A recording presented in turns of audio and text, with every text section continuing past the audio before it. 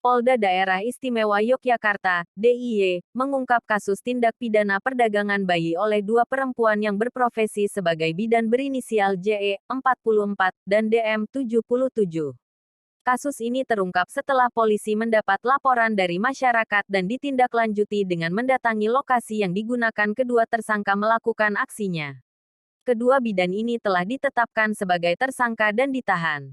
Keduanya dijerat pasal 83 dan pasal 76 FUU Perlindungan Anak dengan ancaman hukuman pidana penjara paling lama 15 tahun dan denda maksimal 300 juta rupiah. Di Reskrimum Polda DIY Kombes Pol FX Endriadi mengungkapkan kedua bidan itu telah melakukan aksinya sejak tahun 2010. Endriadi menyebut selama belasan tahun melakukan aksi kejahatan. Kedua tersangka ini telah berhasil menjual sekitar 66 bayi. Berdasarkan hasil pemeriksaan penyidik kami diketahui dari kegiatan kedua pelaku tersebut telah mendapatkan data sebanyak 66 bayi. Terdiri dari bayi laki-laki 28 dan bayi perempuan 36 serta 2 bayi tanpa keterangan jenis kelamin. Kata Endriadi di Mapolda DIY, Sleman, Kamis tanggal 12 Desember tahun 2024. Dari hasil pendalaman, Endriadi membeberkan kedua bidan ini mematok tarif berbeda untuk setiap bayi yang diperjualbelikan. Untuk bayi berjenis kelamin perempuan berdasarkan tarif terakhir yang ditentukan kedua tersangka senilai 55 juta rupiah. Sementara bayi jenis kelamin laki-laki bisa mencapai 60 juta rupiah sampai 65 juta rupiah. Bahkan tertinggi 85 juta rupiah.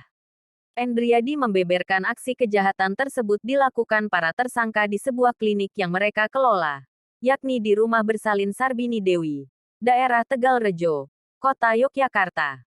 Di klinik tersebut, keduanya menawarkan jasa perawatan bayi yang merupakan modus mereka untuk mencari target yang akan dijual. Disampaikan Endriadi, informasi jasa perawatan bayi telah tersebar di masyarakat. Alhasil, kedua tersangka ini bisa dengan mudah mencari target. Rumah sakit atau tempat praktek mereka ini sudah tersebar informasi bahwa rumah sakit tersebut menerima dan merawat bayi. Apabila ada pasangan, suami istri, yang tidak mau atau tidak mampu merawat bayinya, mendatangilah tempat praktik mereka ini lalu dititipkan anaknya kemudian dirawat. Tutur dia. Tak hanya merawat, JE dan DM biasanya juga mencari calon pengadopsi anak. Setelahnya, kedua tersangka membantu proses adopsi secara ilegal untuk bayi-bayi yang mereka jual.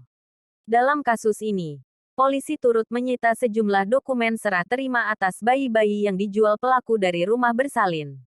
Merujuk pada dokumen itu, terungkap para pengadopsi berasal dari berbagai daerah.